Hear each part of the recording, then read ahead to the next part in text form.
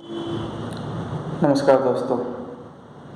आज मैं उन ऑफिसर्स की बात करने जा रहा हूँ जो रिश्वतखोर हैं, लेकिन दूसरी तरफ मैं उन ऑफिसर्स की बात करूँगा जो बहुत ईमानदार हैं। और इन दोनों में मैं डिफरेंस बताऊँगा कि कौन सा किस तरह से अपनी लाइफ को जीता है और कितनी शांति के साथ जीता है। क्योंकि आजकल सचिन वाजे नाम का एक ऑफिसर जो मुंबई पुलिस के अंदर ऑफिसर था, चर्चा में है, और वो चर्चा में अपने कुकर्मों की वजह से है। मुझे समझ नहीं आता कि एक आईएएस आईपीएस लेवल के जो ऑफिसर्स हैं वो इतने करप्ट कैसे हो जाते हैं।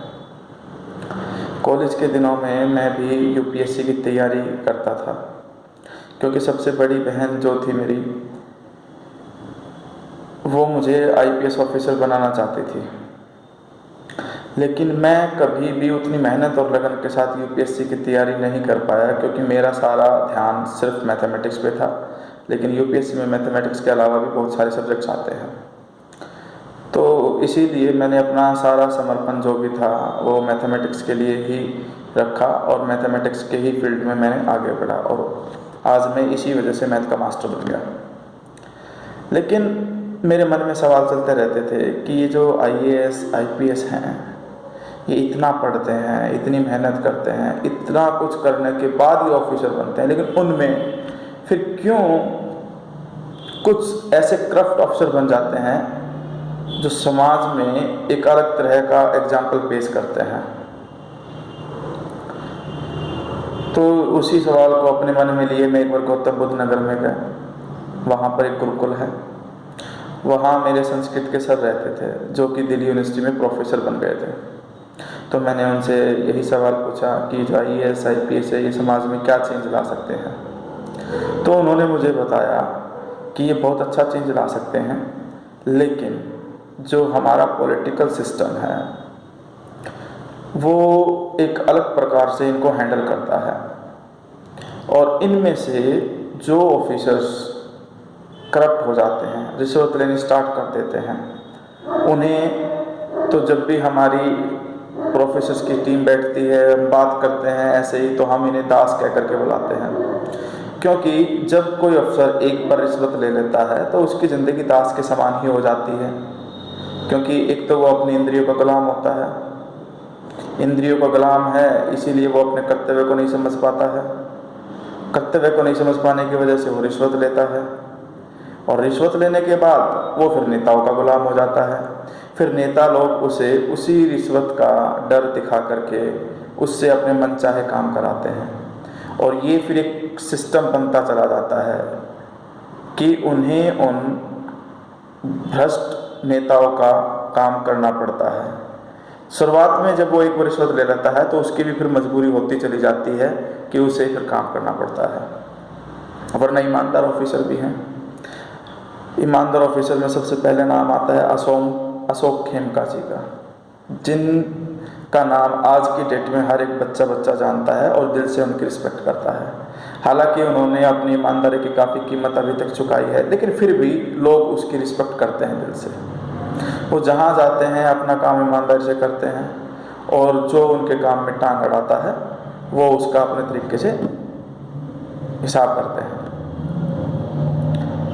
लेकिन सवाल ये उठता है कि आखिर इतना पढ़ लिखने के बावजूद, इतनी मेहनत करने के बावजूद, ये आईएएस आईपीएस अफसर बनने के बावजूद ये करप्ट क्यों हो जाते हैं।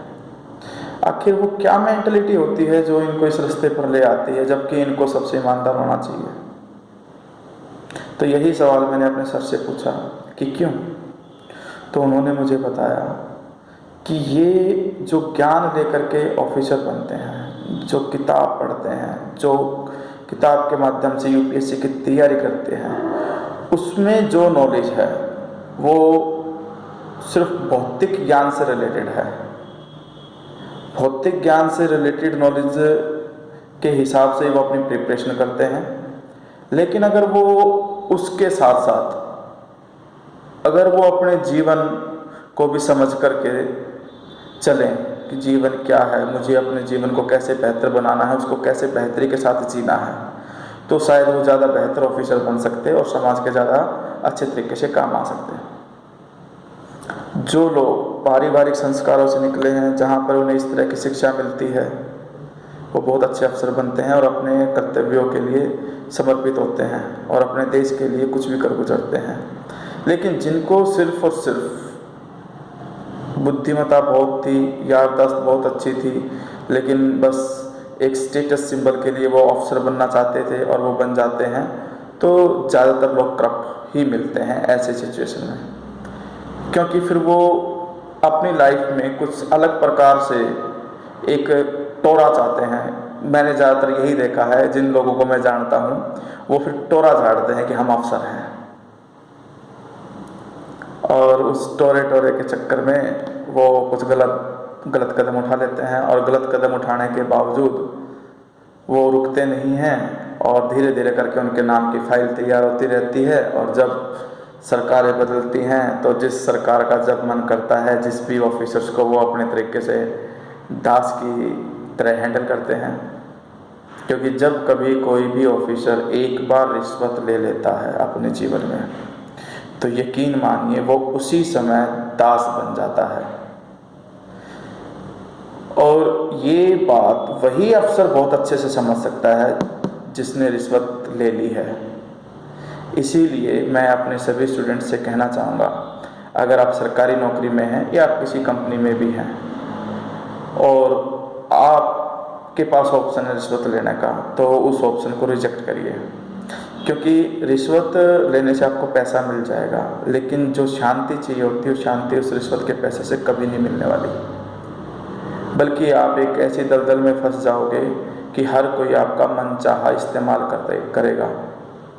और जब आप इतनी मेहनत करने के बावजूद, गवर्नमेंट नौकरी लगने के बावजूद, फिर आप एक ऐसे यंत्र की तरह काम करो कि उसका रिमोट किसी और के हाथ में हो, तो क्या आप उस जीवन को अच्छा जीवन कहोगे? फिर आपके जो बड़े अफसर हैं वो आपको अपने हिसाब से नचाएंगे, और वो जो करप्ट अफसर हैं उनको भ्रष्ट नेता लोग अपने हिसाब से नचाते हैं। और यही सिस्टम हमारे इस पूरे के पूरे भारत देश के अंदर काफ़ी जगहों पे चल रहा है। हालांकि कुछ सुधार आया है, लेकिन अभी इस सुधार को होने में बहुत टाइम लगेगा कि लोग अपने कर्तव्यों के प्रति सजग रहें और वो देश के प्रति निष्ठा रखते हुए कभी भी रिश्वत ना लेने का प्रण लें।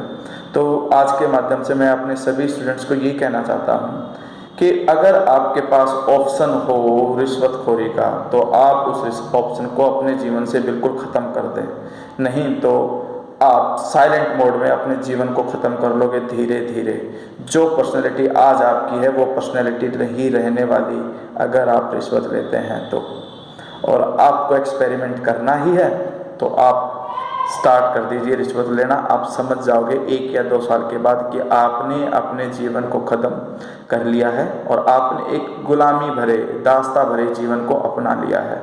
रिश्वत यही सभी लोगों को देती है, वो सबको गुलाम बनाती चली जाती है। जय हिंद।